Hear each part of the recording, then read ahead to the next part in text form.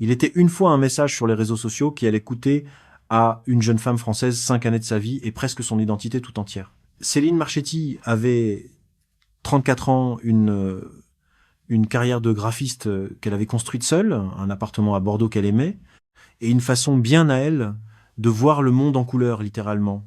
Elle passait ses journées à créer des visuels pour des clients éparpillés aux quatre coins de la France, ses soirées à lire ou à dessiner pour elle-même, et ses nuits à se demander parfois, sans vraie urgence, si l'amour qu'elle cherchait existait vraiment. Ce soir-là, un inconnu avait commenté une de ses créations. 3 mots, un compliment, rien d'extraordinaire. 5 ans plus tard, elle montrait dans un avion à Dubaï, escortée par 2 agents consulaires, le passeport récupéré à la dernière minute, les mains qui tremblaient, sans être tout à fait certaine d'être encore la même personne qui était partie. Voici l'histoire de Céline Marchetti, non pas une histoire d'amour, mais une histoire sur ce que l'amour peut cacher quand quelqu'un décide de s'en servir comme d'une arme. Bordeaux, quelques années avant les faits, Céline avait grandi dans un appartement du quartier Saint-Michel avec sa mère Sylvie, 62 ans aujourd'hui, femme d'une grande douceur et d'une grande intuition. Son père était parti tôt, pas brutalement, pas avec violence, juste progressivement, comme on se retire d'une pièce sans refermer la porte. Il appelait de temps en temps. Il oubliait les anniversaires, il revenait parfois avec des cadeaux trop grands pour compenser l'absence trop longue. Céline avait appris à minimiser cette douleur, à sourire quand même, à chercher dans les autres ce que son père ne lui avait pas donné. Sa thérapeute, bien des années plus tard, l'appellerait une blessure d'attachement. Céline, elle, l'appelait simplement sa façon d'être trop confiante, trop rapide à s'attacher, trop lente à reconnaître quand quelqu'un lui faisait du mal. Elle avait été une élève brillante, curieuse, qui dessinait dans les marges de ses cahiers depuis l'enfance et avait toujours su, sans que personne ne lui ait vraiment dit, qu'elle ferait quelque chose avec ses mains et ses yeux. Elle avait fait des études de communication visuelle à Bordeaux, puis quelques années à Paris dans une agence de création, avant de rentrer dans sa ville natale pour monter sa propre activité. Ce retour à Bordeaux n'était pas un repli, c'était un choix. Elle aimait la lumière de cette ville, l'odeur du fleuve le matin, les façades en pierre blonde qui changeaient de teinte selon l'heure. Elle avait eu une relation sérieuse avec Marc Desvidal, professeur de lycée, 36 ans, un homme posé, stable, dont la douceur même avait fini par lui sembler insuffisante. Pas assez de vertige, pas assez d'intensité. Ils s'étaient séparés sans drame, avaient gardé un contact sporadique, le genre d'amitié silencieuse, qui résiste aux années sans avoir besoin de se manifester souvent. Après Marc, Céline avait eu une autre relation, plus courte et bien plus douloureuse, avec un homme qui l'avait quittée sans explication par message. Elle avait mis du temps à s'en remettre. 3 ans de célibat, de reconstruction lente, de travail sur elle-même. Elle avait développé sa clientèle, amélioré son style graphique, appris à habiter sa solitude sans en souffrir, ce qu'elle voyait pas encore. Parce que personne ne nous apprend vraiment à voir ces choses-là, c'est que toutes ces années passées, à se reconstruire, seule avait laissé en elle un espace particulier. Celui d'une femme qui avait prouvé qu'elle pouvait se suffire à elle-même, mais qui rêvait encore secrètement d'avoir tort, d'être surprise, de rencontrer quelqu'un qui lui montrerait que la vie pouvait être plus grande que ce qu'elle s'autorisait à imaginer. Il y avait aussi cette conviction ancrée depuis l'enfance que les hommes finissaient toujours par partir. Pas parce qu'elle était pessimiste, Céline n'avait rien d'une femme résignée. Mais parce que c'est ce que son histoire lui avait appris. Son père d'abord, l'homme du message ensuite. Elle avait intégré, sans vraiment le formuler, que l'amour était quelque chose de fugitif qu'on devait saisir vite, avant qu'il ne disparaisse. Cette conviction-là, invisible et profonde, allait la rendre vulnérable d'une façon qu'aucun miroir ne pouvait lui montrer. Ce qu'elle ne savait pas non plus, c'est que cette vulnérabilité était précisément ce que Faisal al-Rachidi cherchait. Pas la faiblesse au sens commun du terme, il ne s'intéressait pas aux femmes fragiles au sens visible, il s'intéressait aux femmes fortes qui portaient en elles une blessure non cicatrisée. Celles qui avaient appris à se tenir droite malgré tout. Celles qui, justement parce qu'elles avaient surmonté tant de choses seules, étaient les plus susceptibles de croire qu'un homme capable de les voir vraiment valait qu'on lui fasse confiance. C'est dans cet équilibre fragile, dans cette vie bien construite mais secrètement en attente, que le message était arrivé. Il s'appelait Faisal al-Rachidi. 41 ans, établi à Dubaï, se présentant comme investisseur immobilier. Son profil était soigné, photo dans des établissements de luxe, voiture brillante en arrière-plan, tenue toujours impeccable. Il avait commenté une illustration de Céline avec une précision qui l'avait immédiatement distingué des compliments habituels. Il ne disait pas juste que c'était beau, il décrivait exactement ce qu'il voyait, ce que l'image lui évoquait, pourquoi les couleurs qu'elle avait choisies lui semblaient justes. Il parlait comme quelqu'un qui comprenait vraiment. Céline avait répondu par curiosité. Il avait répondu à son tour avec la même précision. Ils avaient commencé à s'écrire. Feuzal était multilingue arabe et un français presque sans accent qu'il avait acquis durant des études à Genève. Il était cultivé, drôle par intermittence, et surtout extraordinairement attentif. Il demandait comment s'était passée sa journée, et se souvenait de ce qu'elle avait répondu la veille. Il posait des questions sur son enfance, sur ses inspirations, sur ses peurs. Il écoutait, ou du moins, il donnait parfaitement l'illusion d'écouter. Ce que Céline ne pouvait pas savoir, c'est que cette écoute n'était pas un don naturel. C'était une technique rodée sur des années et sur des femmes dont elle n'avait aucune idée qu'elles existaient. Feuzal avait appris depuis longtemps que les gens révèlent d'eux-mêmes, dans les premières semaines d'une relation naissante, tout ce dont on a besoin pour les atteindre. Les blessures anciennes, les manques non comblés, les rêves jamais formulés à voix haute, tout cela sortait naturellement dans ces conversations du soir où on se sent compris pour la première fois depuis longtemps. Il prenait note, mentalement, de chaque détail. Il construisait un portrait, il construisait un piège. Il savait déjà, après quelques semaines d'échange, que Céline avait un père absent. Il savait qu'elle avait été quittée sans explication. Il savait qu'elle doutait de sa propre valeur professionnelle, qu'elle se sous-estimait, qu'elle portait en elle cette fatigue particulière des gens qui travaillent dur sans jamais se sentir pleinement reconnus. Il connaissait ses angles morts. Et il allait s'y engouffrer avec une précision qu'on peut appeler autrement que de la prédation. 6 mois passèrent ainsi, 6 mois d'échanges quotidiens, progressivement plus longs, plus intimes, plus nécessaires. Sylvie, la mère de Céline, entendait parfois le prénom de Feuzal dans les conversations du dimanche soir et posait des questions prudentes. Qu'est-il vraiment? Tu l'as rencontré en vrai? Céline répondait que oui, bientôt, qu'il venait à Paris pour affaires et qu'il lui avait proposé de se retrouver. Sylvie avait dit « Sois prudente ». Céline avait souri et avait dit « Tu t'inquiètes toujours pour rien, maman ». La rencontre à Paris dura 4 jours. Feuzal avait réservé une chambre dans un grand établissement du 6e arrondissement. Il avait organisé chaque journée, avec une attention méticuleuse musée, restaurant gastronomique, une promenade en bateau sur la Seine un soir où la lumière était parfaite. Il ne cherchait pas à impressionner par la dépense, ou du moins il ne le donnait pas à voir ainsi. Il cherchait à créer des moments, des souvenirs, une histoire commune. Il n'avait pas touché de façon déplacée, il n'avait pas brusqué les choses, il avait été patient, présent, intense, sans être envahissant. Le dernier soir, il lui avait pris la main au bord de la Seine et lui avait dit qu'il pensait à elle depuis des mois, que sa façon de voir le monde l'avait touché dès le premier échange, et qu'il aimerait qu'elle vienne à Dubaï pas pour lui, avait-il précisé, mais pour elle, pour qu'elle voie autre chose, pour qu'elle s'ouvre à une vie qu'elle ne pouvait même pas encore imaginer. Ce mot « imaginer » fut celui qui fit basculer quelque chose. Céline avait passé 3 ans à reconstruire une vie raisonnable, prudente, maîtrisée. Raisonnable lui pesait sans qu'elle se l'avoue vraiment. Prudente ressemblait parfois à résignée.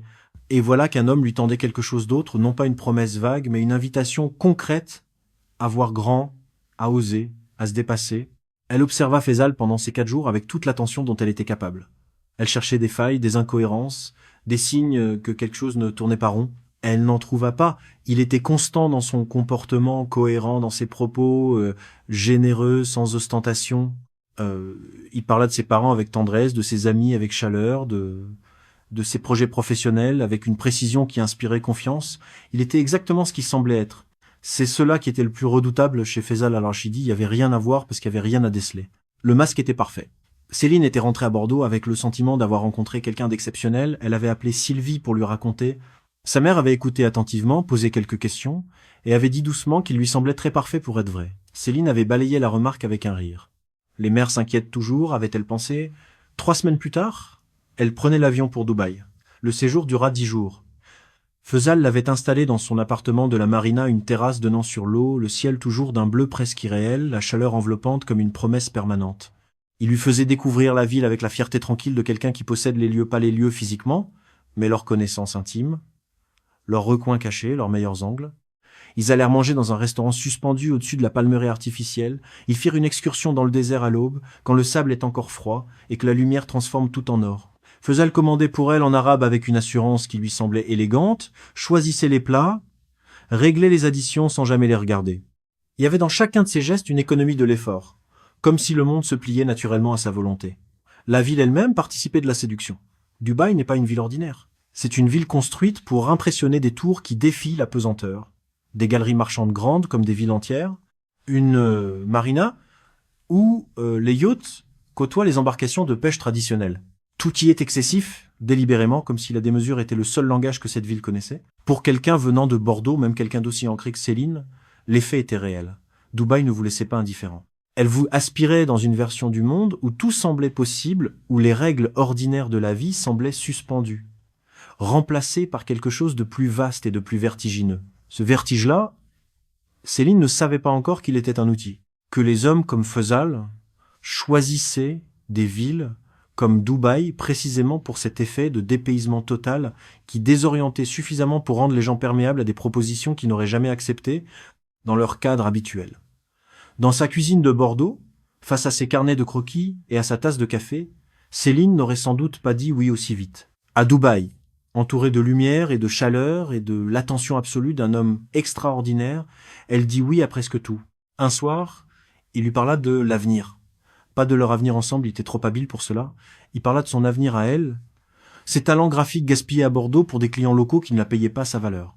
Les graphistes du monde entier qui se battaient pour travailler dans des marchés comme Dubaï, Abu Dhabi, Riyad, des marchés en expansion, affamés de créativité. Elle avait quelque chose de rare, lui dit-il. Elle méritait mieux que ce qu'elle s'accordait. Il connaissait des agences, il avait des contacts, il pouvait lui ouvrir des portes que des années de démarchage depuis Bordeaux n'ouvriraient jamais. C'était pas une proposition romantique, c'était une proposition professionnelle, enveloppée dans la logique froide du monde des affaires. Ce détail-là la rassura sans qu'elle sache pourquoi. Parce qu'il semblait désintéressé. Parce qu'il semblait penser à son avenir à elle. Pas au leur. Céline rentra à Bordeaux pour 2 semaines pour régler ses affaires, dit-elle à Sylvie. Sa mère lui demanda si elle était vraiment sûre. Céline lui dit que oui, qu'elle avait rarement été aussi sûre de quoi que ce soit. Elle démissionna de ses contrats, donna son préavis à son propriétaire, emballa ses affaires les plus importantes, mit le reste en garde-meuble, et 3 mois après sa première rencontre en personne avec Faisal Al-Rachidi, elle atterrit à Dubaï avec 2 valises et la conviction absolue d'avoir fait le choix le plus courageux de sa vie. Le soir de son arrivée, assis sur la terrasse de l'appartement que Faisal lui avait trouvé, regardant les lumières de la marina se refléter sur l'eau noire, elle appela Sylvie. Sa mère répondit à la première sonnerie. « Comment tu vas ?» demanda Sylvie. Céline dit « Je suis là, maman. Je suis vraiment là. » Et elle croyait sincèrement que c'était une bonne nouvelle. Les 6 premiers mois furent, il faut le dire honnêtement, réels dans leur bonheur apparent. Pas entièrement fabriqués, ou du moins pas encore visiblement. Faisal la logea dans un appartement séparé, plus petit que le sien, mais dans le même quartier de la marina, avec une vue partielle sur l'eau. Il lui versait chaque mois une somme pour ses dépenses courantes, présentée comme une avance sur les revenus que ses projets graphiques allaient générer. Il avait des contacts, disait-il, des agences qui cherchaient des profils comme le sien. Les projets n'arrivèrent jamais vraiment. Il y avait toujours une raison, un contact qui tardait, un marché qui attendait un meilleur moment, une agence qui venait de faire une réorganisation interne. Céline patientait. Elle était encore, dans l'éblouissement du début, encore convaincue que tout se mettrait en place. Elle essaya pourtant de prendre les choses en main. Elle mit à jour son dossier de présentation, traduisit ses travaux en arabe avec l'aide d'une application, contacta elle-même plusieurs agences de communication locales. 2 d'entre elles répondirent favorablement. Quand elle en parla à Faisal, enthousiasmé, il réagit avec une prudence qui lui parut d'abord raisonnable. « Ces agences ne sont pas sérieuses, dit-il. Il connaissait leur réputation. Il valait mieux passer par ses contacts à lui, des gens de confiance. » Céline attendit. Les contacts de Faisal ne se manifestèrent jamais. Et peu à peu, sans qu'elle s'en rende vraiment compte, elle cessa de chercher par elle-même. Parce que chaque initiative qu'elle prenait était accueillie avec cette prudence douce mais constante qui finissait toujours par la convaincre qu'elle avait tort et lui raison. Entre-temps, Faisal était présent, attentionné et intensément amoureux en apparence. Il passait la prendre pour le dîner plusieurs soirs par semaine. Il lui offrait des cadeaux, pas toujours des choses chères, parfois juste un livre dont il avait marqué une page, un dessin d'un artiste local qu'il avait acheté en pensant à elle. Il semblait la connaître intimement. Et d'une certaine façon, il la connaissait parce qu'il l'avait étudiée durant des mois avant de la rencontrer, avait repéré ses manques, ses besoins, ses failles, et avait construit sa présence exactement sur ces contours-là. Sylvie appelait tous les dimanches. Les conversations de Céline étaient de plus en plus courtes, de plus en plus lisses. « Tout va bien, maman. Oui, il est gentil. Non, les projets n'ont pas encore démarré, mais ça va venir. Oui, je suis heureuse. » Et elle l'était sincèrement d'une façon qu'elle ne savait pas encore être une forme de dépendance progressive, comme quelqu'un qui prend de petites doses d'une substance nouvelle et se sent simplement mieux, sans voir encore que son organisme commence à en avoir besoin pour fonctionner normalement. Le premier signe vint de façon anodine. Feuzal lui proposa de simplifier leur organisation financière. Elle avait un compte ouvert dans une banque locale. À son arrivée, il suggéra de le fermer et de lui remettre plutôt une carte prépayée rechargée chaque semaine pour éviter les frais de change, dit-il. C'était plus pratique. Elle avait de toute façon pas de revenus propres à ce stade. Elle accepta sans vraiment réfléchir. 2 semaines plus tard, il récupéra son passeport pour le mettre en sécurité dans son coffre, expliqua-t-il. Les expatriés se faisaient voler régulièrement dans certains quartiers. Il valait mieux ne pas promener ce document partout. Il lui donna un reçu, comme si c'était une transaction administrative ordinaire. Céline signa sans vraiment lire. Ces 2 gestes, pris séparément, semblaient raisonnables. Pris ensemble, ils constituaient les 2 premiers murs d'une prison invisible. Céline ne le vit pas. Pas encore. Le 3e mouvement de cette mécanique fut plus subtil encore. Feuzal commença à façonner son rapport au temps. Progressivement, ses journées cessèrent d'être les siennes. Il décidait à quelle heure il se retrouvait, quels endroits il fréquentait, quelle personne méritait son attention. C'était jamais formulé comme une interdiction. C'était présenté comme de la considération. Tu mérites mieux que ce café bruyant. Ces gens ne sont pas à ta hauteur. On sera mieux ici, juste nous 2.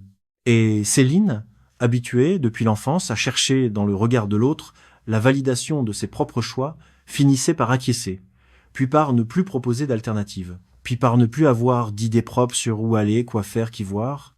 Ce glissement-là était le plus insidieux parce qu'il ressemblait à de l'harmonie. De l'extérieur et même de l'intérieur, cela ressemblait à 2 personnes qui s'accordent naturellement, qui partagent les mêmes goûts, qui préfèrent leur propre compagnie à celle du monde. Ce que personne ne voyait, ce que Céline elle-même ne voyait pas encore, c'est que cette harmonie n'était pas née d'une convergence naturelle. Elle avait été fabriquée délibérément en effaçant progressivement les préférences de l'une au profit des exigences de l'autre. La 3e étape fut l'isolement, et comme tout ce que faisait Feuzal, il fut méthodique, patient, presque chirurgical dans sa progression. Il commença par ses amies françaises restées à Bordeaux. Quand Céline lui parlait d'une amie avec qui elle avait envie de passer un appel vidéo, il avait une façon de soupirer légèrement, de dire que ces personnes n'avaient pas évolué autant qu'elle ne comprendraient pas sa vie actuelle, que ces conversations allaient juste la ramener en arrière. C'était jamais une interdiction, c'était une suggestion, enveloppée d'une logique qui semblait bienveillante. Progressivement, Céline appela ses amis moins souvent, puis beaucoup moins souvent, puis plus du tout. Avec sa famille, il fut plus prudent. Il laissa les appels du dimanche se poursuivre, mais il était souvent présent à côté d'elle lors de ces conversations, pas physiquement toujours, mais elle savait qu'il pouvait entrer dans la pièce à n'importe quel moment. Elle apprit à ne rien dire de difficile au téléphone, à lisser, à rassurer. Ces appels qui duraient autrefois 1 heure se réduisirent à 20 minutes, puis à 10, puis à ces échanges courts et vides où on dit que tout va bien parce qu'on ne sait plus comment dire autre chose. Il y avait également cette façon que avait Feuzal de dévaloriser subtilement tout ce qui venait de France. Les nouvelles que Sylvie transmettait étaient minimisées d'un mot ou d'un haussement d'épaule. Les références culturelles de Céline, ses goûts musicaux, ses films préférés, ses auteurs, tout cela était accueilli avec une indifférence polie qui finissait par lui donner le sentiment que ces choses étaient mineures, provinciales, indignes de la vie qu'elle menait désormais. Elle cessait progressivement de les mentionner, puis de les revendiquer, puis de s'en souvenir. Ce processus d'effacement identitaire est l'un des aspects les plus difficiles à comprendre pour ceux qui n'en ont jamais fait l'expérience. On imagine souvent que pour renoncer à soi-même, il faut une contrainte massive, une violence évidente. La réalité est bien plus insidieuse. L'effacement se fait par accumulation de petits renoncements, chacun si mineur qu'il semble négligeable. On renonce à mentionner un film qu'on aime parce que la réaction de l'autre sera tiède. On renonce à appeler une amie parce que cela générera une tension qu'on préfère éviter. On renonce à exprimer une opinion parce qu'on sait d'avance qu'elle sera contredite avec une logique qu'on ne peut pas démolir dans l'instant. Et puis un jour, on se rend compte qu'on ne sait plus très bien ce qu'on aime, ce qu'on pense, ce qu'on veut. On a renoncé à si petites doses que le résultat total est invisible jusqu'au jour où il ne l'est plus. La carte prépayée avait un plafond journalier. Céline ne pouvait pas prendre un taxi seul sans planifier à l'avance, ne pouvait pas aller travailler dans un café comme elle aimait le faire à Bordeaux, ne pouvait pas acheter un carnet de croquis sans attendre le rechargement de la semaine. Chaque manque de liberté était encadré d'une logique présentable. C'est pour qu'on gère mieux ensemble. C'est plus simple ainsi. Tu n'as besoin de rien, je m'occupe de tout. Et c'était là le nœud du piège. Elle n'avait effectivement besoin de rien de matériel. L'appartement était beau, la nourriture était bonne, les dîners continuaient, le superflu était abondant. Mais l'essentiel, l'argent propre, le document d'identité, le réseau social, la possibilité de partir lui avait été retirée si progressivement qu'elle ne savait plus exactement à quel moment elle avait cessé d'être libre. La première fois qu'elle pensa vraiment à partir, cela faisait environ 10 à 8 mois qu'elle était à Dubaï. Fezzal avait eu ce soir-là une réaction disproportionnée. Il avait mentionné avoir croisé dans la résidence un autre résident français et avoir échangé quelques mots avec lui. Fezzal avait gardé un silence glacial pendant le dîner, puis lui avait dit d'une voix parfaitement calme qu'elle devrait faire attention aux gens qu'elle fréquentait, que ce genre de contact non planifié créait des complications, que si elle avait besoin de compagnie, il était là. Elle avait senti pour la première fois une peur froide dans la poitrine. Pas la peur d'une gifle ou d'un cri, il n'avait jamais élevé la voix vraiment, jamais élevé la main. C'était autre chose. La peur de quelqu'un qui réalise qu'il se trouve dans un espace dont il ne contrôle pas les règles, et que les règles peuvent changer à tout moment sans préavis. Elle voulut appeler Sylvie ce soir-là. Fezzal était dans la pièce d'à côté, elle prit son téléphone, regarda le nom de sa mère dans ses contacts et ne sut pas quoi dire. Comment expliquer quelque chose qu'elle ne comprenait pas encore tout à fait elle-même? Comment décrire une prison sans barreaux à quelqu'un qui n'a jamais vécu dedans? Elle ne l'appela pas. Le lendemain, elle demanda à Fezzal de lui rendre son passeport. Il la regarda avec une expression de surprise blessée, comme si elle l'accusait de quelque chose. « Bien sûr, dit-il. Mais d'abord, il y avait un détail administratif à régler. À son arrivée, plusieurs mois plus tôt, elle avait signé un document, il le lui montra. Une reconnaissance de dette pour les frais engagés depuis son installation, l'appartement, les dépenses courantes, les services. 85 000 dirhams. Rédigé en arabe uniquement. Sa signature était en bas. Céline le fixa sans comprendre. Elle ne parlait pas l'arabe, elle ne se souvenait pas d'avoir signé ce document. Fezzal lui expliqua patiemment que oui, elle l'avait signé à son arrivée, que c'était une formalité standard, que naturellement il ne lui réclamerait jamais cet argent, mais que légalement, si elle quittait les Émirats sans avoir réglé cette dette, elle risquait d'être interpellée à l'aéroport. Il dit tout cela avec le calme de quelqu'un qui récite un fait sans importance. Puis il lui sourit et lui demanda ce qu'elle voulait manger ce soir. Cette reconnaissance de dette fut le verrou final. Céline passa les semaines suivantes à essayer d'en comprendre la portée seule, sans accès à un avocat, sans argent propre pour en consulter un, sans réseau pour lui expliquer si c'était légalement fondé ou non. Elle chercha sur les espaces de discussion d'expatriés, mais Fezzal avait accès à son téléphone et elle ne pouvait pas chercher longtemps sans risquer qu'il tombe sur ses recherches. Elle avait 35 ans à ce moment-là, elle était à Dubaï depuis 10 à 8 mois, elle n'avait plus de revenus, plus de passeport accessible, plus de réseau social actif, plus de compte bancaire en son nom, et elle devait légalement une somme qu'elle ne pourrait jamais rembourser à un homme qui lui souriait chaque soir comme si tout allait bien. Les mois qui suivirent furent les plus longs de sa vie. Non pas parce qu'il se passait des choses violentes, rien d'extérieur ne permettait de nommer ce qu'elle vivait, mais parce qu'elle commença à perdre le fil de qui elle était, elle ne dessinait plus, elle n'avait plus de projet, elle attendait sans savoir quoi ni pourquoi, elle se regardait dans le miroir le matin et reconnaissait ses traits sans reconnaître la personne derrière. Certains jours, elle essayait de se souvenir de qui elle était avant Dubaï. Elle fermait les yeux et cherchait des images concrètes de son atelier à Bordeaux, la lumière de l'après-midi sur sa table de travail, l'odeur du café dans sa cuisine, le bruit familier des tramways dans la rue. Ces images revenaient, mais de plus en plus floues, de plus en plus lointaines, comme des photographies qu'on a laissées trop longtemps au soleil et dont les couleurs ont pâli irrémédiablement. Il y avait des nuits où l'angoisse la prenait sans raison apparente, à 2 heures du matin, dans un appartement luxueux avec vue sur une marina illuminée. Elle restait allongée, les yeux ouverts, le plafond blanc au-dessus d'elle, et elle se demandait comment on pouvait se sentir aussi seule dans un endroit aussi beau, entouré de tout ce confort. Elle n'avait pas de mots pour ce qu'elle ressentait à ces moments-là. C'était ni la tristesse ni la peur, c'était plus profond que ça, c'était l'absence de soi-même.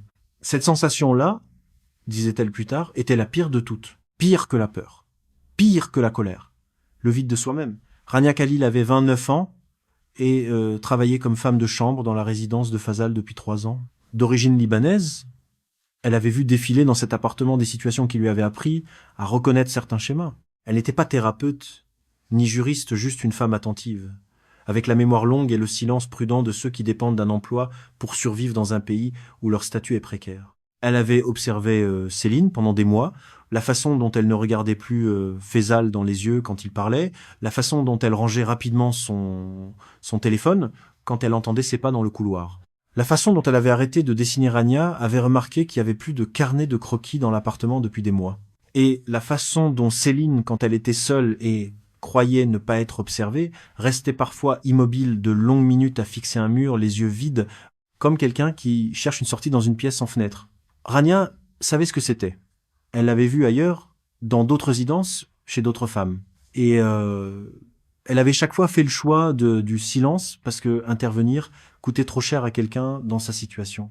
Parce qu'une femme de chambre libanaise à Dubaï sans famille sur place ne pouvait pas se permettre de perdre son emploi pour avoir tenté de sauver une étrangère, elle avait appris cela à ses dépens. Elle avait intégré cette règle comme une nécessité de survie. Ce soir-là, quelque chose en elle décida autrement. Peut être parce que Céline avait ce jour-là les yeux d'une personne qui ne sait plus pourquoi elle se lève le matin. Peut être parce que Rania avait atteint cette limite intérieure au-delà de laquelle le silence devenait une complicité qu'elle ne pouvait plus assumer. Elle ne l'analysa pas. En ces termes, elle était trop pragmatique pour cela. Elle vit simplement une femme qui allait disparaître si personne ne faisait rien, et elle sortit le téléphone de sa poche un soir. Alors que Céline était seule dans l'appartement, Rania était venue faire le ménage plus tard qu'à l'habitude. Elle avait regardé Céline un long moment, puis avait sorti de la poche de son tablier un téléphone prépayé dans une petite pochette en plastique. Elle l'avait posé silencieusement sur la table basse. Elle n'avait rien dit. Elle avait continué à passer l'aspirateur. Céline avait regardé le téléphone longtemps sans le toucher. Ses yeux allaient du téléphone à Rania, de Rania au téléphone. Elles ne parlaient presque jamais ensemble. Faisal n'encourageait pas ce genre de familiarité. Mais dans ce silence, entre ces deux femmes que tout séparait et que la même réalité réunissait, quelque chose passa. Une compréhension, une reconnaissance mutuelle. Céline prit le téléphone. Il lui fallut encore 3 semaines pour écrire le message. Elle l'avait rédigé et effacé une dizaine de fois. Pas parce que elle ne savait pas quoi dire, mais parce que écrire les mots rendait la réalité irréfutable. Tant qu'elle ne les avait pas écrits, elle pouvait encore se dire qu'elle exagérait, que c'était compliqué, mais pas grave, que ça allait s'arranger. Elle prit le téléphone prépayé un soir où Faisal était sorti pour un dîner d'affaires. La nuit était tombée rapidement, comme toujours à cette latitude, et la marina brillait de 1000 lumières en contrebas. Céline était assise sur le sol de la salle de bain, le dos contre la baignoire, le téléphone dans les 2 mains. Elle pensa à sa mère, elle pensa à l'appartement de Saint-Michel, au dimanche soir d'enfance, à l'odeur de la cuisine de Sylvie. Elle pensa à Marc, à cette façon qu'il avait de rire doucement, sans chercher à remplir le silence. Elle pensa à tout ce qu'elle avait laissé derrière elle et qui lui semblait désormais appartenir à une autre vie, à une autre femme. Finalement, elle écrivit à Marc 2 phrases. « Je suis à Dubaï, je peux pas partir. » Marc Desvidal, professeur de lycée à Bordeaux, lut ce message à 23h un soir ordinaire de semaine. Il n'avait pas eu de nouvelles de Céline depuis presque 2 ans. Il avait appris par des amis communs qu'elle était partie s'installer là, bas, avec quelqu'un. Il avait parfois pensé à elle avec cette inquiétude sourde qu'on essaie de rationaliser. Il relut le message 3 fois. Puis il appela Sylvie. Sylvie Marchetti décrocha la première sonnerie. Marc lui lut les 2 phrases. Il y eut un silence, puis Sylvie dit « Je savais. Je savais depuis le début. » Sa voix ne tremblait pas, c'était la voix de quelqu'un qui attendait ce moment depuis longtemps et qui avait décidé d'avance de ne pas s'effondrer. Marc, de son côté, ne perdit pas 1 heure. Il avait ce caractère-là discret dans la vie ordinaire, mais capable d'une efficacité redoutable quand la situation l'exigeait. Il ne paniqua pas, il ne spécula pas, il chercha, méthodiquement, qui pouvait aider et comment.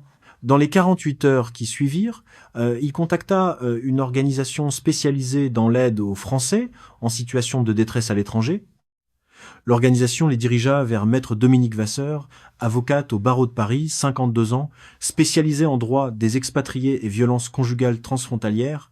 Elle avait traité des dossiers similaires, pas identiques, mais similaires dans leur architecture de contrôle. Maître Vasseur étudia la situation en 48 heures. Sa première conclusion fut nette. La reconnaissance de dette signée par Céline à son arrivée était juridiquement fragile. Rédigée exclusivement en arabe, sans traducteur assermenté, sans que la signataire ne comprenne la langue du document, ces éléments constituaient un vice de consentement contestable devant des instances internationales et potentiellement devant un tribunal français. Sa seconde conclusion fut plus prudente, contester ce document prendrait du temps. La priorité absolue était de récupérer le passeport et d'organiser le départ avant que Faisal comprenne ce qui se tramait. Maître Vasseur avait une réputation, dans les milieux consulaires, d'être non seulement compétente, mais tenace. Elle ne lâchait pas un dossier. Elle rappelait 3 fois par jour si nécessaire. Elle connaissait les textes par cœur et savait exactement sur quel levier appuyer dans les conventions internationales pour forcer des administrations réticentes à bouger. Ce fut cette ténacité là qui fit la différence dans les semaines suivantes. L'agent consulaire Pierre Lecomte, 47 ans, consul adjoint de France à Dubaï, reçut le dossier de Maître Vasseur accompagné d'une note du ministère des Affaires étrangères. Sa première réaction fut celle d'un fonctionnaire prudent, confronté à une complexité diplomatique réelle. Les Émirats arabes unis avaient leurs propres lois, leurs propres accords, et les interventions consulaires dans des affaires privées devaient être menées avec une extrême délicatesse. Puis Maître Vasseur mentionna qu'une journaliste d'un grand quotidien national avait été contactée par la famille de Céline et préparait un article sur les situations d'expatriés français en zone de droit restreint. L'aspect diplomatique prit soudainement une dimension plus urgente. Le compte se mit en mouvement. Ce qui suivit fut, de l'aveu même des personnes impliquées, un travail d'équilibriste, contacter les autorités locales sans alerter Faisal, vérifier la validité juridique de la reconnaissance de dette dans le cadre du droit émirati. Identifier les procédures consulaires permettant de récupérer un passeport confisqué sans déclencher de procédure judiciaire, qui aurait pu bloquer Céline davantage. Chaque étape demandait une précision chirurgicale, une patience que les semaines imposaient douloureusement. Lecomte travailla ce dossier en dehors de ses heures normales. Il échangea avec Maître Vasseur tard le soir, tôt le matin.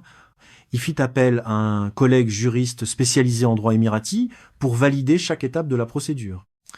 Il contacta discrètement un fonctionnaire local qu'il connaissait depuis des années et en qui il avait confiance pour prendre la température diplomatique avant d'agir officiellement. C'était un homme qui croyait à son travail, pas de façon idéaliste, mais de façon concrète, fondée sur l'idée qu'un passeport confisqué était une violence et qu'une violence méritait une réponse. La procédure qui suivit dura 3 semaines. 3 semaines pendant lesquelles Céline dut continuer à vivre normalement avec Faisal, dîner avec lui, répondre à ses questions avec la même voix lisse, le même sourire de façade, sachant que quelque chose se construisait en dehors de ces murs, mais sans pouvoir en être certaine, sans pouvoir poser de questions, sans pouvoir accélérer quoi que ce soit. Rania Khalil transmettait de temps en temps un message via le téléphone prépayé, des mots courts, ça avance, il travaille, sois patiente. Céline lisait ses messages dans la salle de bain, le robinet ouvert pour couvrir le bruit. Chaque message était une bouée. Elle s'y accrochait pour traverser les journées. Il y avait des moments où la tentation de tout abandonner était réelle. Pas parce qu'elle ne voulait plus partir, elle ne voulait plus que jamais. Mais parce que l'attente dans l'incertitude est une épreuve particulière. Elle ne savait pas si la procédure allait aboutir. Elle ne savait pas si Faisal allait découvrir quelque chose avant qu'il soit trop tard. Elle devait jouer un rôle en permanence, sourire quand elle avait envie de fuir, répondre calmement quand chaque mot lui coûtait un effort immense.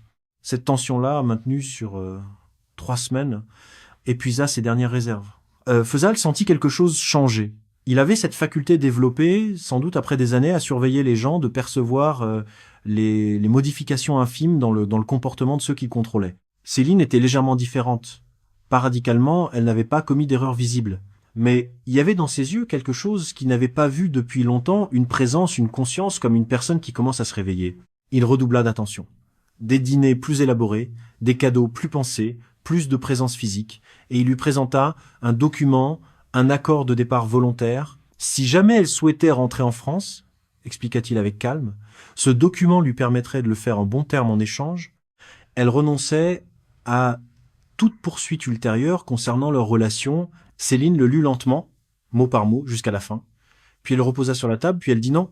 C'était la première fois en 5 ans qu'elle lui disait non directement, clairement, sans excuse ni détour. Le mot était court. Il pesait tout ce que ces années lui avaient coûté. Faisal la regarda un long moment sans rien dire, ses yeux parcourant son visage comme s'il cherchait à identifier où quelque chose avait failli dans sa mécanique. Puis, il sourit ce sourire qu'elle avait mis des années à apprendre, à ne plus trouver rassurant, et dit que c'était son droit, bien sûr. Et il se leva de table. Ce soir-là, seul dans son appartement après qu'il fût parti, Céline s'assit sur le sol de la terrasse, les genoux ramenés contre la poitrine, et regarda les lumières de la marina sans les voir vraiment. Elle venait de dire non, pour la première fois. Ce petit mot d'une seule syllabe qu'elle avait avalé pendant 5 années entières. Elle ne savait pas encore ce qu'il allait déclencher. Elle savait seulement qu'elle ne pouvait plus le ravaler. 3 semaines après ce refus, à 6 heures du matin, 2 agents consulaires français se présentèrent à la résidence avec les documents nécessaires pour récupérer le passeport de Céline. Lecomte avait obtenu, par les canaux diplomatiques appropriés, une coopération minimale mais suffisante des autorités locales pour que le passeport confisqué soit rendu à sa propriétaire. Céline fit sa valise en 20 minutes. Elle ne prit que l'essentiel, ses carnets de croquis vides, quelques vêtements, ses documents personnels. Elle laissa derrière elle les robes achetées avec l'argent de Faisal, les bijoux, les objets de décoration. Elle ne voulait rien emporter qui lui appartenait à lui. Pas un stylo, pas une écharpe, pas le moindre objet qui aurait pu constituer un lien matériel avec ces années-là. Elle voulait partir les mains propres, même si cela signifiait partir presque les mains vides. En traversant le couloir pour la dernière fois, elle croisa le regard de Rania qui finissait son service du matin. Rania ne dit rien. Elle posa une main sur l'avant-bras de Céline pendant une fraction de seconde. Ce fut suffisant. Faisal était sur le tarmac de l'aéroport.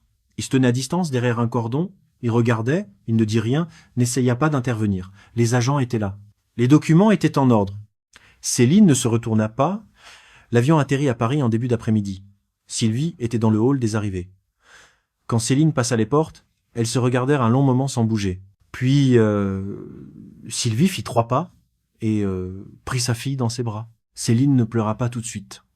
Elle pleura dans la voiture sur l'autoroute, en direction de Bordeaux, le front appuyé contre la vitre froide, regardant le paysage plat défiler sous un ciel gris. C'était pas un chagrin spectaculaire. C'était le genre de larmes qui viennent quand le corps comprend enfin qu'il est en sécurité, un lâcher-prise total.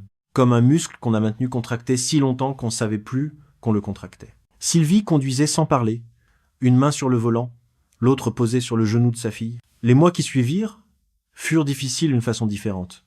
La liberté physique était là, les clés d'un appartement que Sylvie avait préparé pour elle à Bordeaux, un compte bancaire à son nom, un passeport dans son propre tiroir, mais la liberté intérieure était autre chose. Céline commença une thérapie intensive avec une psychologue spécialisée dans les traumatismes relationnels. Les premières séances furent laborieuses, elle avait du mal à identifier ses propres émotions, comme si 5 années à les dissocier pour survivre lui avaient retiré cette capacité. Elle devait réapprendre des choses fondamentales. Dire ce qu'elle ressentait, poser des limites, faire confiance à sa propre perception de la réalité. Le diagnostic posé progressivement par sa thérapeute était celui d'un syndrome de stress post-traumatique accompagné de dissociation partielle. C'était pas la violence physique qu'il avait produit, Faisal ne l'avait jamais frappé. C'était l'accumulation de pression psychologique fine, d'humiliation privée si discrète qu'elle semblait ne pas exister, de l'isolement progressif et surtout de cette mécanique particulièrement déstabilisante qui consiste à utiliser le confort comme outil de destruction. « Il ne m'a jamais frappé », dit Céline lors de son audition consulaire. « Mais chaque matin, je me réveillais un peu moins moi-même. » Sa thérapeute expliqua lors d'une séance que ce que Céline avait vécu portait un nom clinique précis. L'emprise. Pas la violence conjugale classique telle qu'on la représente habituellement. L'emprise est plus silencieuse. Elle travaille sur la durée, en couches successives, en substituant progressivement la volonté de la victime à celle du bourreau, jusqu'à ce que la victime ne sache plus distinguer ses propres désirs de ceux qu'on lui a imposés. Le résultat n'est pas une femme terrorisée, c'est une femme effacée.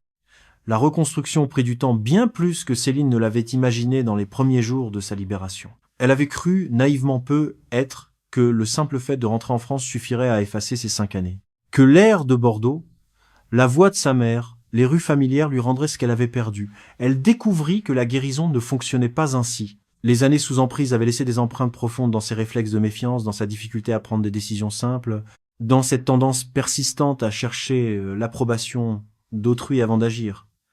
Désapprendre tout cela a pris du temps, beaucoup de temps, et il y eut des rechutes, des périodes de doute intense où elle se demandait si elle avait bien fait, si elle n'avait pas exagéré, si Faisal n'était pas finalement quelqu'un qu'elle avait mal compris. Sa thérapeute lui expliqua que ses pensées faisaient partie du processus que le cerveau, conditionné à douter de lui-même, continuait à douter même après que la source du conditionnement avait disparu. Elle mit plusieurs mois avant de toucher à nouveau un crayon. Elle l'avait posé sur sa table de travail dès son retour, comme une promesse, mais elle passait devant sans le prendre. Un soir, sans raison particulière, elle s'assit et commença à tracer des lignes. Pas de forme précise, juste des lignes, des courbes, des espaces. Elle dessina pendant 2 heures sans s'arrêter. Ce qu'elle produisit cette nuit-là était différent de tout ce qu'elle avait fait avant, plus sombre dans les teintes, mais aussi plus libre dans le geste. Sa thérapeute dit que c'était un signe de réintégration, que la créativité revenait souvent comme indicateur que la personne recommençait à habiter son propre intérieur. 18 mois après son retour, une petite galerie du quartier Saint-Pierre lui proposa d'exposer une vingtaine de ses nouvelles œuvres. Céline accepta. L'exposition s'appelait « Retrouvée », pas survivante, pas rescapée, juste retrouvée, comme si elle avait été quelque part à se chercher et qu'elle avait fini par tomber sur elle-même. Sylvie Marchetti était présente le soir du vernissage, Marc Desvidal aussi debout un peu en retrait, regardant les œuvres sans chercher à monopoliser l'attention. Quand Céline le vit, elle traversa la pièce et le prit dans les bras sans un mot. Il dit simplement « Je suis content que tu sois là ». Elle dit « Moi aussi ». Ils ne reprirent pas leur relation. Mais le lien entre eux avait une texture nouvelle plus solide, plus réelle, construite sur quelque chose d'essentiel que les liens romantiques ne contiennent pas toujours. Sur le plan judiciaire, les choses avancèrent lentement, comme elles avancent toujours quand la géographie complique la procédure. La reconnaissance de dette fut annulée par un tribunal de Paris pour vice de consentement et absence de traducteur, légal assermenté. Maître Vasseur fit de cette décision un précédent que son cabinet commença à utiliser dans d'autres dossiers similaires. La plainte internationale déposée contre Faisal al-Rachidi pour séquestration, extorsion et violence psychologique était toujours en cours. Les accords diplomatiques franco-émiratis créaient des lenteurs réelles. Faisal continuait à vivre à Dubaï. Il n'avait pas été arrêté. Ce qu'on apprit dans les semaines suivant le départ de Céline acheva de dessiner la dimension réelle de ce qu'il avait bâti. Une enquête parallèle menée par Maître Vasseur et l'organisation d'aide aux expatriés révéla qu'en même temps que Céline était sous son emprise, Faisal entretenait 2 autres femmes dans des situations comparables, une ressortissante britannique de 30 ans et une femme d'origine philippino-canadienne de 27 ans. 2 appartements différents, 2 architectures d'isolement similaires, 2 reconnaissances de dettes signées dans des conditions identiques. Faisal avait déjà été marié 2 fois auparavant. 2 femmes étrangères. 2 situations dont les ex-épouses avaient préféré ne pas parler publiquement. C'était pas un homme qui avait dérapé dans une relation. C'était un système. Rania Khalil fut licenciée par Faisal le lendemain du départ de Céline. Pas de préavis, pas d'explication formelle. Elle se retrouva du jour au lendemain, sans emploi, ni logement dans un pays où son statut de travailleuse étrangère la rendait extrêmement vulnérable. Une association libanaise active à Dubaï la prit en charge dans l'urgence hébergement temporaire, aide juridique pour son contrat, soutien administratif pour trouver un nouvel employeur. Elle n'avait rien demandé en échange du geste qu'elle avait fait pour Céline. Elle avait juste vu une femme en train de disparaître et avait décidé que c'était pas acceptable. Quand Céline apprit ce qui lui était arrivé, quelque chose se serra dans sa poitrine. Rania avait tout risqué, son emploi, son logement, sa stabilité dans un pays étranger, pour glisser un téléphone sur une table basse. Ce geste minuscule, en apparence, avait tout changé. Céline demanda à Maître Vasseur si des recours étaient possibles. Le licenciement abusif était défendable devant les instances locales du travail. La procédure fut engagée. Plus tard, quand Céline parlerait de Rania, elle dirait toujours la même chose. Que c'était pas le consulat qui l'avait sauvée en premier. C'était une femme de chambre libanaise qui avait posé un téléphone sur une table basse sans dire un mot. Que la chaîne de sauvetage avait commencé là, dans ce geste minuscule d'une femme qui n'avait aucune raison de prendre ce risque et qui l'avait pris quand même. Céline trouvait que cela disait quelque chose d'important sur le monde, que parfois les actes qui changent tout ne ressemblent pas à des actes héroïques. Ils ressemblent à un geste ordinaire, discret, que personne ne remarque sur le moment. Sylvie Marchetti, de retour à Bordeaux avec sa fille, ne s'était pas contentée d'être soulagée. Elle avait ce tempérament-là, les crises la transformaient non pas en quelqu'un d'épuisé, mais en quelqu'un d'actif. Elle entra en contact avec plusieurs associations de protection des Français expatriés, témoigna lors d'une conférence organisée par le ministère des Affaires étrangères sur les situations de détresse consulaire et contribua à la rédaction d'un guide pratique à destination des familles dont un proche est retenu à l'étranger contre sa volonté. Elle n'était pas militante dans ses postures, elle n'était pas en colère, du moins plus ouvertement. Elle était simplement quelqu'un qui avait failli perdre sa fille par méconnaissance d'un système légal étranger, et qui avait décidé que d'autres familles méritaient de savoir ce qu'elle savait maintenant. Ce que l'histoire de Céline révèle, et ce qui la rend si difficile à raconter sans que les mots semblent insuffisants, c'est qu'elle ne ressemble pas aux histoires qu'on imagine quand on pense aux violences conjugales. Il n'y a pas de fracture, pas d'hôpital, pas de violence qui laisse des preuves photographiables. Il y a juste une femme qui a progressivement cessé d'exister pour elle-même, au rythme d'une mécanique si bien construite qu'elle ne l'a pas vue se mettre en place. Le psychologue consulté dans le cadre de cette affaire expliqua lors d'une audition que les techniques utilisées par Faisal correspondaient à un profil clinique précis, celui du pervers narcissique, avec composante paranoïaque, mais que leur efficacité particulière tenait à leur contexte. Un pays étranger, un isolement géographique réel, un système légal instrumentalisé comme outil supplémentaire de contrôle. La combinaison de ces éléments créait ce qu'il appela une architecture d'enfermement invisible. Pas une prison de barreaux, une prison de dépendance financière, administrative, identitaire, dont les murs étaient si transparents que la personne enfermée mettait des années à les voir. Ce cas, précisa-t-il, n'était pas exceptionnel. Il était représentatif Des dizaines de femmes et d'hommes se retrouvaient chaque année dans des situations similaires, à des latitudes différentes, avec des bourreaux aux profils variés mais aux méthodes étrangement convergentes. L'isolement d'abord, le contrôle financier ensuite, les documents instrumentalisés, et enfin, le plus redoutable de tous, la destruction progressive de la confiance en sa propre perception de la réalité, jusqu'à ce que la victime ne sache plus si ce qu'elle ressent est légitime ou exagéré. On m'a raconté cette histoire, conclut le psychologue, j'en ai eu les mains froides, pas parce qu'elle est extraordinaire, parce qu'elle est réplicable. Céline Marchetti avait 39 ans à la date de la rédaction de ce document. Elle vivait à Bordeaux, dans un appartement qu'elle avait choisi seule, qu'elle payait avec ses propres revenus reconstruits progressivement, dont elle avait peint les murs de la couleur qu'elle voulait. Elle ne parlait pas souvent de Dubaï en public. Quand on lui demandait ce qu'elle retenait de ces 5 années, elle réfléchissait un moment, puis elle disait quelque chose qui surprenait toujours son interlocuteur par sa simplicité. Ce que j'ai retenu, c'est que disparaître ne ressemble pas à ce qu'on croit. On n'est pas enlevé, on ne crie pas, on efface juste, petit à petit, les choses qui nous définissent, et un matin on se réveille et on ne sait plus très bien qui on était avant. Elle faisait une pause. La chance que j'ai eue, c'est que quelqu'un s'en est aperçu. 2 phrases envoyées dans la nuit. Et quelqu'un qui a répondu, elle pensait à Marc, elle pensait à Rania, elle pensait à sa mère dans le hall des arrivées. Parfois, c'est tout ce qu'il faut. Que quelqu'un réponde. Pour toute personne qui reconnaît des éléments de cette histoire dans sa propre situation ou dans celle d'un proche à l'étranger, le numéro d'urgence consulaire français est disponible 24 heures sur 24. Des associations spécialisées existent pour accompagner les démarches de rapatriement et les procédures juridiques transfrontalières. Vous n'êtes pas seul. Quelqu'un peut répondre.